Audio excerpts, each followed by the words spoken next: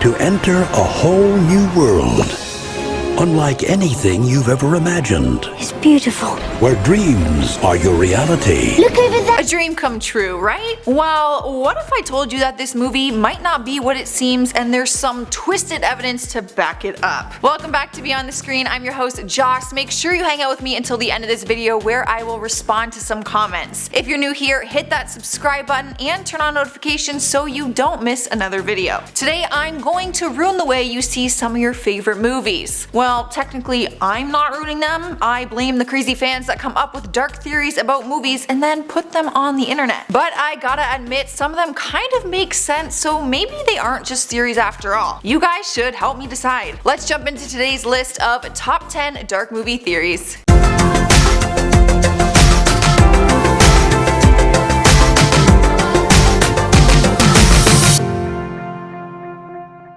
Starting off our list at number 10 is the theory that Harry Potter is actually a mental patient. The theory goes that Harry suffers from severe depression after being abused by his parents, the Dursleys, who we see treat him like crap in the movie. I mean, he literally gets locked inside a closet underneath the stairs. So after he injures Dudley, they send him away to a special school, which is actually a mental asylum. Fans go even deeper with the theory by saying Voldemort is actually Harry's alter ego who lashes out of the world so that the good part of Harry has to defeat him to become whole. Ever since the theory was noticed on the internet, it received a lot of speculation. It hits on the themes of insanity, family abuse, and loss that are all certainly present in the books and movies. So maybe there was a more symbolic message to the movie than we really imagined. At number 9, we have the theory that the aliens in the movie Signs are actually demons. Fans are claiming that the alien-looking creatures we end up seeing are actually not aliens, and the crop signs they are making have nothing to do with being an alien. Fans are thinking there's no way it could be aliens because we don't see much of their technology other than some lights in the sky. And if there is a massive alien invasion, we're bound to see more than just some lights. The so-called alien invasion had thousands of people fleeing to temples, churches, and other religious buildings for safety, which seems like the type of places demons would seek out. The theory goes on further to say that the reason the water from a priest's house hurts them is because it's actually holy water. The water is blessed. It's an interesting theory, but they look like straight up aliens to me. Taking the number 8 spot is the theory that Ghostbusters died when they crossed streams. At the end of Ghostbusters, the team crosses the streams with the Proton Pact to defeat Gozer and save New York. Afterwards, we see them being celebrated by the city, which sounds like a good ending, right? Well, some movie fans came up with the theory that the Ghostbusters actually died when they crossed the streams. They got this idea from when Dr. Eglon Spengler talks about crossing the streams and describes it as very bad. He goes on to say, try to imagine all life as you know it, stopping instantaneously and every molecule in your body exploding at the speed of light. So fans believe as soon as the Ghostbusters crossed the streams, they died a quick death and the celebration was all just a fantasy. Now you're probably thinking that the sequel discredits this theory, but don't worry, fans have an explanation for that too. They say that the Ghostbusters are in purgatory during Ghostbusters 2. The movie repeats the events of the first movie basically, and it seems that everyone in New York has forgotten the events from the first film. I don't think there's any way to really verify this theory, but it's an interesting idea. Swiping the number 7 spot is one from the movie The Dark Knight. The theory that the Joker was a war veteran. We all know the Joker to be one insane villain, but some fans believe there's good reason for why he is the way he is. They believe he was a veteran of the wars in Iraq or Afghanistan and is suffering from post-traumatic stress disorder. People got this idea from a story the Joker tells Harvey Dent in the second half of the movie. We hear him tell a story about a truckload of soldiers being blown up,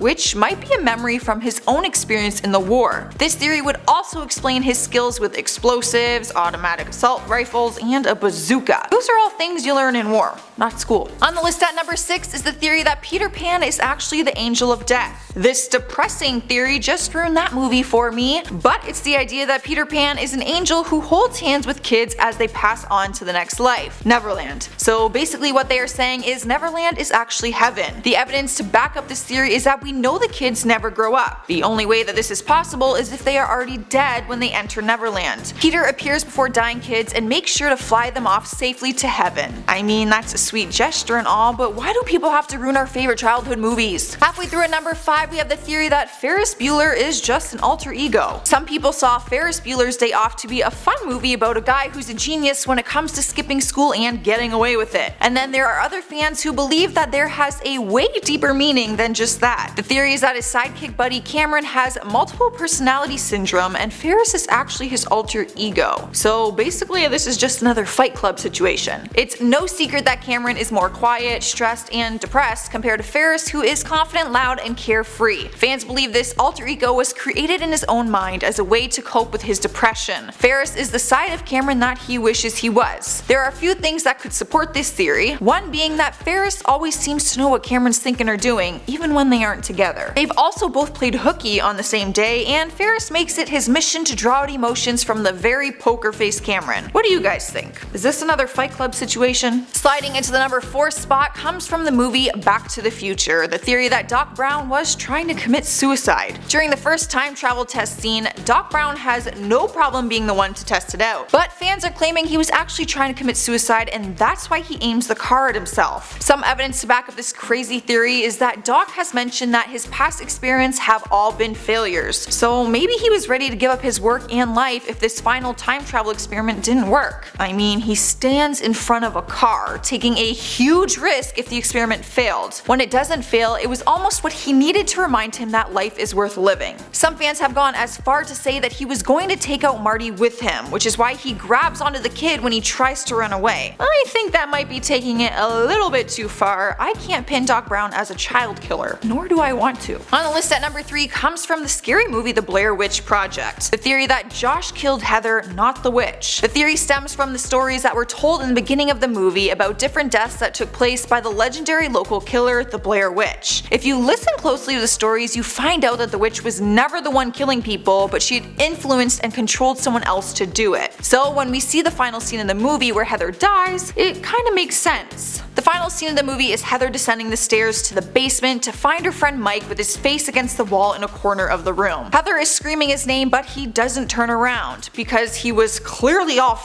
up from the witch. The final shot of the movie is from Heather's handheld camera, which is facing Mike standing in the corner, and then suddenly it gets thrown to the floor, implying that Heather was knocked to the ground and most likely killed. It's then just silence and the movie ends. In one of the stories in the beginning of the movie, there was a guy who was influenced by the Blair Witch to bring children in pairs to a house in the woods and kill them. He didn't want the children to watch him kill the other, so he had one stand in the corner while he killed the other one. This has fans believing that Mike was facing the corner because Josh was influenced by the witch to come up behind Heather and kill her. This theory has me second guessing like the entire movie now. Alright guys, at number 2 we have the theory that Willy Wonka knew the kids would die. Willy Wonka may seem like a nice, fun, loving guy, but one fan theory points out that the chocolatier may have purposely invited the children to his factory knowing they would die there. And here I was wishing I was one of those kids. The evidence to back up this sadistic theory is that after Augustus gets sucked up into the pipe, the group boards the boat to continue on with the tour. But if you look closely at the boat, there is only enough seats for the current group, which would mean that Wonka knew that they would be down 2 people at that point. Also, when they drive the car that shoots out cream later on in the movie, there are only 4 seats. It's like the whole tour was planned around dwindling numbers. But why does he want these kids to die or get hurt? I'm gonna try and remember him as the nice man who loved giving kids candy, which is actually just as creepy now that I'm thinking about it. So let's move on. Taking the number 1 spot is the theory from the musical Grease. The theory goes that Sandy is actually dead throughout the movie. How? It's the end of the movie that has fans thinking this crazy theory is real. At the end of the movie, we see Danny and Sandy fly off in a red convertible as they wave goodbye to their friends on the ground below. This weird and unrealistic ending has fans believing that the flying car was the result of Sandy's fantasy. During the famous song Summer Nights, Danny and Sandy tell the story of how they first met and started their summer fling. There's a line in the song that says, "I saved her life, she nearly drowned," which might suggest that Sandy actually did drown and the whole movie is an elaborate musical fantasy. Because if she really did drown, there would be a lack of oxygen getting to her brain, making her hallucinate. The flying car at the end could also represent Sandy flying up to heaven with her happily ever after ending. You know, why do people gotta try and ruin this musical for me? There you have it guys, our crazy list of dark movie theories. Let me know in in the comments what you think of these theories and give the video a thumbs up if you want to see more. Now let's check out some comments from my last video, top 10 crazy theories about the Incredibles. Billy Fronenbarger says Edna Mode's greatest power is her dark humor and sarcasm, and if those things make a person a villain, then I guess I'm a villain too. Same. Put me in the next movie. Bailey15 says, I'm totally loving how you are utilizing the camera more. I find it very amusing. Well, I'm glad you like it. It's a lot of fun, but I don't appreciate the double chin that it gives me. Jerry Bearded Drone Pilot says, when I was in the hospital in Exeter, England 6 months ago, one of my nurses looked just like Edna. That's hilarious. Not that you were in the hospital, the nurse part. I hope you're okay. Alright guys, it is time that I say goodbye. Don't forget to subscribe to the channel before you go. I'm your host Joss, and I will see you next time.